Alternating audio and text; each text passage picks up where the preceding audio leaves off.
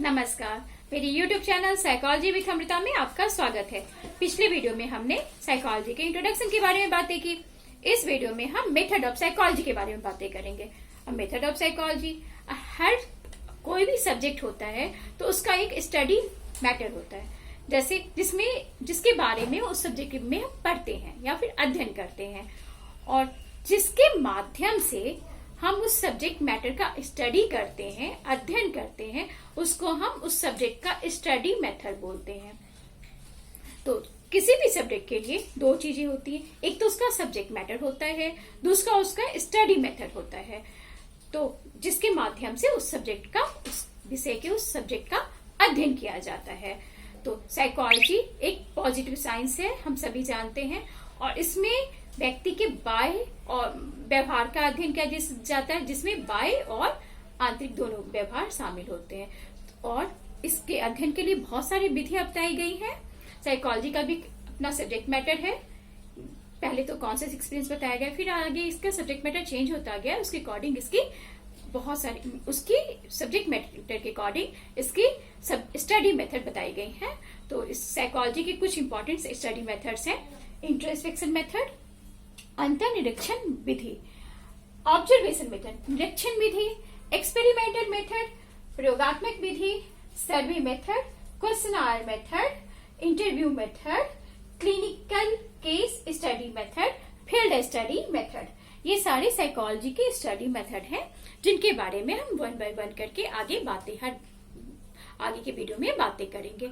तो उससे पहले हम बहुत इंपॉर्टेंट जो थिंग एक है कि हम साइकोलॉजी, कोई भी जो स्टडी मेथड है, कहाँ तक वो स्टडी मेथड साइंटिफिक है, इस तथ्य को जानना बहुत जरूरी है। उससे पहले इस बारे में कि साइंटिफिक वो मेथड, वो कौन कौन से पॉइंट्स है जिसपे किसी भी स्टडी मेथड को खरा उतरना चाहिए, या फिर जिसके बेसिस पे वो साइंटिफिक मेथड जो है, स्टडी मेथड जो एक साइंटिफिक स्टडी मेथड होने के लायक हो सकता है या कहला सकता है। तो उसके लिए बहुत सारे पॉइंट बताए गए हैं। तो बहुत साइंटिफिक मेथड जो है, जिनके आधार पे हम ये बता सकते हैं कि ये जो स्टडी मेथड है वो साइंटिफिक है या नहीं, वो सारे पॉइंट हैं साइंटिफिक मेथड्स के गुण। तो इससे पहले, अच्छा, साइंटिफिक मेथड्स के गुण को जानने से पहले जो एक बहुत इंपॉर्टेंट जो एक पॉइंट आता है, एक बहुत इंपॉर्टेंट बात है, वो जान लेना बहुत जरूरी है। वेरिएबल्स, वेरिएबल क्या है? चर, जिसको हिंदी में चर बोलते हैं और इंग्लिश में वेरिएबल जिसको बोलते हैं। तो चर क्या है? इसी वेरिएबल का हम स्टडी करते हैं, इसी का इफेक्ट देखते हैं, इसी का कॉज होता है, इफेक्ट होता है, तो इसको हम चर बोलते हैं, चर या वेरिएबल्स बोलते हैं। वेरिएबल्स क्या है? वेरिएबल्स किसी भी व्यक्ति, वस्तु या प्राणी के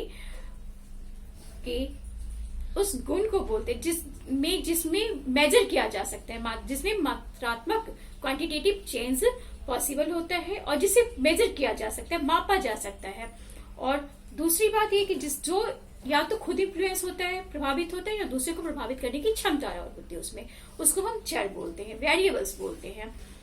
तो वेरिएबल्स के बारे में हम बोल सकते हैं, वेरिएबल्स को हम चेंज हो सकता है, उसमें चेंजिंग हो सकता है, उसको हम मेजर कर सकते हैं, can be measure, can be influence, वो प्रभावित भी हो सकता है और दूसरे को प्रभावित भी करने की क्षमता होती है उसमें, वेरिएबल्स में। अब वेरिएबल्स तीन तरह के होते हैं।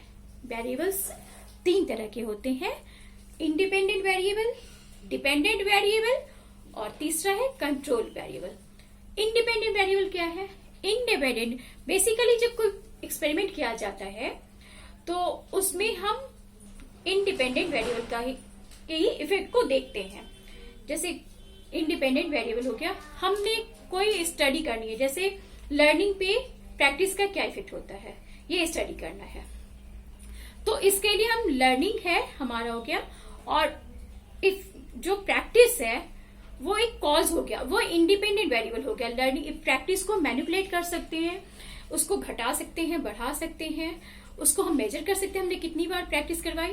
तो ये एक इंडिपेंडेंट वेरिएबल हो गया, और उसका जो इफेक्ट हुआ, जैसे कि लर्निंग के से हमारी जो प्रैक्टिस की वजह से हमारे उसमें लर्निंग में इम्प्रूवमेंट हुई, हमारा लर्निंग और इम्प्रूव, सीखना और ज्यादा अच्छे से हो पाया।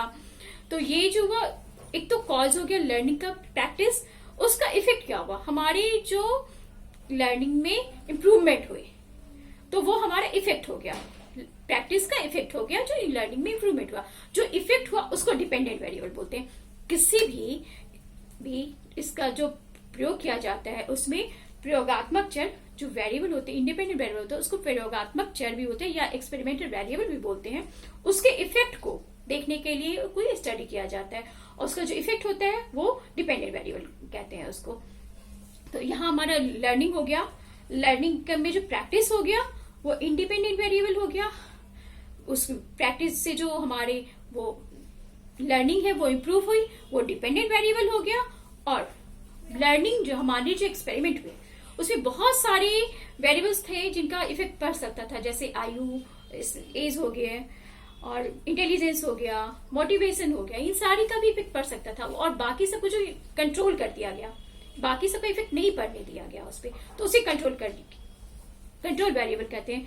इसे हम ऐसा समझ सकते हैं कि कंट्रोल वेरिएबल एक्सपेरिमेंटल वेरिएबल को छोड़ के बाकी सारी कंट्रोल वेरिएबल को रोक दिया जाता है, कंट्रोल कर दिया जाता है, उसको हम कंट्रोल वेरिएबल बोलते हैं। जैसे लर्निंग में बाकी सारे का भी प्रैक्टिस के अलावा भी बहुत सारी जो थी हमने बताया, आयु, एज हो गया, इंटेलिजेंस हो गई, मोटिवेशन हो गई, इन सब का भी इफेक्ट पड़ सकता था, लेकिन उसको कंट्रोल कर दिया गया और इसमें इफेक्ट को जो स्टडी की गई उसको हम जो बाकी सबको कंट्रोल कर लिया गया उसे कंट्रोल वेरिएबल कहते हैं। तो वेरिएबल 3 तरह का होता है independent variable, dependent variable, control variable.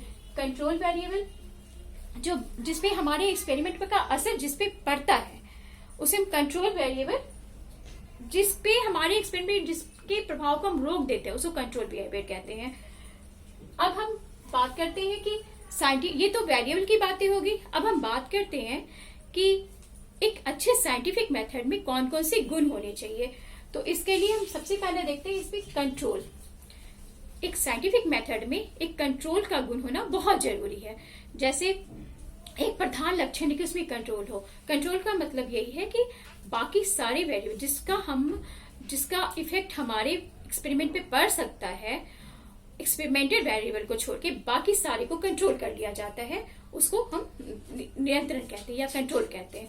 तो जैसे लर्निंग में हमारे एक्सपेरिमेंटल वेरिएबल हो गया प्रैक्टिस को छोड़ के लर्निंग पे बाकी सारे का भी इफेक्ट पड़ सकता था, जैसे एज, इंटेलिजेंस, मोटिवेशन, प्रैक्टिस, इन सबका असर पड़ सकता है। तो इसमें हम प्रैक्टिस को छोड़ के बाकी सबको कंट्रोल कर लेते हैं, एक्सपेरिमेंटल जो वेरिएबल होता है उसको छोड़ के बाकी को कंट्रोल कर लेते हैं। ये गुण एक्सपेरिमेंटल वेरिएबल में कि बाकी जो कंट्रोल जो इसको इन्फ्लुएंस कर सकते हैं हमारे स्टडी को, उसको कंट्रोल कर लिया जाए। ये हमारे एक साइंटिफिक मेथड का गुण होता है। दूसरा है आइसोलेशन। यही बात होगी, जैसे बहुत सारी एक्सपेरिमेंट में बहुत सारे वेरिएबल्स होते हैं जो हमारे एक्सपेरिमेंट को इन्फ्लुएंस कर सकते हैं। उनमें से बहुत सारे जो फैक्टर्स होते हैं जो लर्निंग को इफेक्ट कर सकते हैं, उनमें से बस एक को हम चुनते हैं और बाकी से अलग कर सकते हैं और एक डिफाइन कर सकते हैं, हाँ इसका इफेक्ट ही लर्निंग पे पड़ा है या फिर इसके वजह ही ये चीज हुई है। लर्निंग जो इफेक्ट पड़ा हमारे जो इम्प्रूवमेंट हुई वो इसकी वजह से ही हुई है। या फिर हम एज का भी कर सकते हैं, इंटेलिजेंस का भी कर सकते हैं, हाँ इस इंटेलिजेंस लेवल का ही प्रभाव लर्निंग पे पड़ता है। लर्निंग जब इंटेलिजेंस लेवल अच्छी होती है तो फिर लर्निंग अच्छा होता है। इसका हम इफेक्ट कर सकते हैं, जैसे उसको बहुत सारे फैक्टर्स में से एक फैक्टर्स को आप अलग कर लो, उस पर एक्सपेरिमेंट करो और उसको ही वो एक्सपेरिमेंट हो गया और उसको ही आइसोलेशन कहते हैं। बहुत सारे वेरिएबल्स में से एक को सेलेक्ट कर लो और उस पर एक्सपेरिमेंट किया जाता है, उसको ये जो आइसोलेशन बोलते हैं। और ये किसी भी साइंटिफिक मेथड के लिए ये बहुत ही आवश्यक गुण है। अब वेरिएशन होता है, जैसे एक्सपेरिमेंटल जो हमारा वेरिएबल है उसका इफेक्ट और डिपेंडेंट वेरिएबल के बीच के जो क्वांटिटेटिव रिलेशन चेंज आते हैं उसके इफेक्ट को देखने को हम वेरिएशन बोलते हैं। जैसे हम ये देख सकते हैं कि जैसे कोई भी ये है, हमने कुछ भी प्रयोग करना है तो उनमें हम देखते हैं कि उसमें कम, जैसे थकान ही मान लो आप कि हम थके हैं या फिर चिंता में चिंतित हैं, तो इससे हमारा प्रोडक्शन घटता है या बढ़ता है, थकान है होता है। तो थकान को मेजर कर सकते हैं और उसका इफेक्ट को थकान की वजह से हमारे जो प्रोडक्शन में कमी या बेसी आई, इसका इफेक्ट डायरेक्ट इफेक्ट कर सकते हैं। या फिर हम एक और दूसरा एग्जांपल ले सकते हैं, जैसे कि हम नींद की गोलियां लेते हैं, तो नींद की गोली में अगर हमने उसकी क्वांटिटी को बढ़ा दिया तो उसका इफेक्ट क्या हुआ, हमारी नींद में कमी आई या नींद हम और ज्यादा नींद लेने लिए। तो ये भी तो हो सकता है कि उसके जो ये एक्सपेरिमेंटल वेरिएबल है उस और डिपेंडेंट वेरिएबल के बीच मात्रात्मक चेंज को हम माप सकते हैं। इसको हम वेरिएशन बोलते हैं। उसके परिवर्तन को आसपास देखा जाता है कि उसमें इतना क्वांटिटी में चेंज किया गया तो इसमें भी इतना ही चेंज आया, इतना चेंज आएगा, दोनों में जो रिलेशन है उसके बीच को दिखाता है। तो वेरिएशन हो गया। रिपीटेशन, अब कोई हम एक्सपेरिमेंट करते हैं और उसको एक्सपेरिमेंट को अगर हम दोबारा रिपीट करते हैं और वही रिजल्ट आता है तो वो है रिलेबल है, वो विश्वसनीय माना जाता है। अगर वो रिजल्ट वही नहीं आता है तो ये गलत आ जाता है। तो कोई भी जब एक्सपेरिमेंट किया जाता है तो उसको एक बार में प्रूव नहीं माना जाता कि हाँ ये एक्सपेरिमेंट हो गया, चलो सही है। उसको जब दूसरे एक्सपेरिमेंटर जो है वो भी अगर रिपीट करें तो सेम रिजल्ट आता चाहिए। अगर सेम रिजल्ट आता है तो ठीक है, नहीं तो फिर वो जो हमने जो एक्सपेरिमेंट किया अगर वो सेम रिजल्ट बार बार नहीं आ रहा है, दूसरे एक्सपेरिमेंट जब कर रहे हैं तो उनको सेम रिजल्ट नहीं आ रहा है तो उसे गलत मान लेते हैं और वो सही नहीं होता है। तो ये भी एक बहुत बड़ी गुण है, वो किसी भी स्टडी मेथड में ये गुण होना चाहिए, साइंटिफिक स्टडी मेथड में ये गुण होना चाहिए। और वेरिफिकेशन किसी भी साइंटिफिक मेथड का एक बहुत ये महत्वपूर्ण गुण है कि वेरिफिकेशन, जब हमने कोई स्टडी किया और उसमें हमारा जो हमने कोई एक्सपेरिमेंट किया और हमारा जो रिजल्ट आया और तो हमने जो सारा रिजल्ट आया और दूसरे जब एक्सपेरिमेंट में या फिर साइंटिस्ट ने जो वही रिसर्च किया और उसका जो रिजल्ट सेम रिजल्ट आया तो फिर ये होता है कि उसका वेरिफिकेशन हो गया, वो सत्य, मतलब ये जो मेथड है कि लर्निंग पे प्रैक्टिस का पॉजिटिव इफेक्ट पड़ता है तो ये सही मान लेते हैं। अगर ये या कि नहीं ये गलत, ये नहीं आता है तो फिर उसमें उसकी जो विश्वसनीयता पे थोड़ी संकेत आ जाता है, संदेह आ जाता है कि नहीं ये सही है या गलत है। तो अगर वो सही आता है तो फिर वो सही मान लिया जाता है। बार बार अगर उसको रिपीट करो, जैसे एक हम केमिस्ट्री के एग्जाम्पल को ले सकते हैं, जैसे मान लो हम ऑक्सीजन और हाइड्रोजन को एक फिक्स क्वांटिटी में मिलाने पे पानी बनता है, तो हम ये कह सकते हैं कि उसको बार बार हम रिपीट करें, बार बार रिपीट करो तो पानी ही बनेगा। उस क्वांटिटी में अगर वो मिक्स करो उसको तो पानी ही बनता है। तो ये एक वेरीफाइड मेथड है। तो ये एक वेरिफिकेशन एक पॉइंट है इसका साइंटिफिक मेथड का, जिसका होना किसी भी साइंटिफिक मेथड के लिए एक पॉइंट है जो जिसपे किसी भी साइंटिफिक मेथड को खरा उतरना जरूरी होता है। हाइपोथेसिस, अब किसी भी जब हम कोई भी रिसर्च करते हैं या फिर एक्सपेरिमेंट करते हैं तो उसकी शुरुआत एक हाइपोथेसिस से बनती है। हाइपोथेसिस एक नोन फैक्ट्स है जिसके आधार पे हम ये एक अनुमानित कथन कह सकते हैं कि हम ये अनुमान लगाते हैं कि हाँ चलो लर्निंग पे प्रैक्टिस का पॉजिटिव इफेक्ट पड़ेगा। तो इसको लेके हम फिर रिसर्च करते हैं और रिसर्च में अगर हमारा हाइपोथेसिस, हमारा स्टडी जो हम करते हैं या फिर एक्सपेरिमेंट करते हैं उसमें हमारा वो सही आ जाता है कि हाँ ये उसको अगर सपोर्ट करता है तो उस हाइपोथेसिस को सही मान लिया जाता है।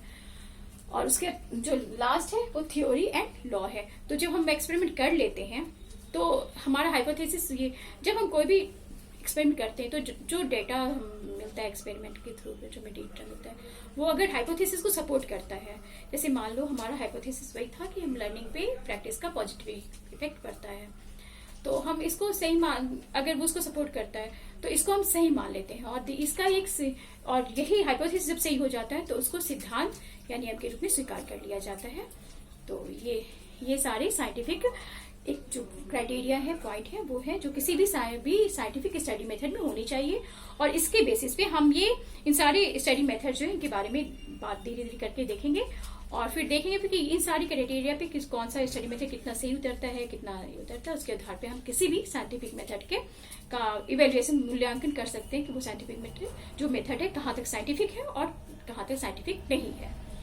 तो ये तो हो गई आज की वीडियो की बातें, जिसमें हमने साइकोलॉजी के कुछ मेथड्स के बारे में एक असली निगाह एक जाना कि ये सारी मेथड्स हैं, इतने सारे मेथड्स हैं।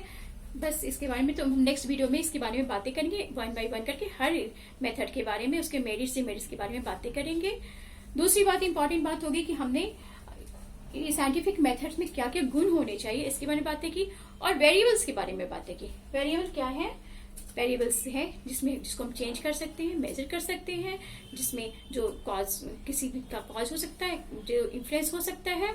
और ये 2 प्रकार के होते हैं, इंडिपेंडेंट वेरिएबल, डिपेंडेंट वेरिएबल और कंट्रोल वेरिएबल। सॉरी, 3 तरह के होते हैं, independent variable, dependent variable, control variable. तो आज की वीडियो में इतना ही। नेक्स्ट वीडियो में हम इंट्रोस्पेक्शन मेथड के बारे में बातें करेंगे, इसके मेरिट डिमेरिट के बारे में बातें करेंगे। तो आज की वीडियो में इतना ही। अगर आपको मेरा ये वीडियो पसंद आए तो प्लीज लाइक कीजिए, सब्सक्राइब कीजिए और नेक्स्ट वीडियो के नोटिफिकेशन के लिए बेल आइकन जरूर दबाएं। Thank you.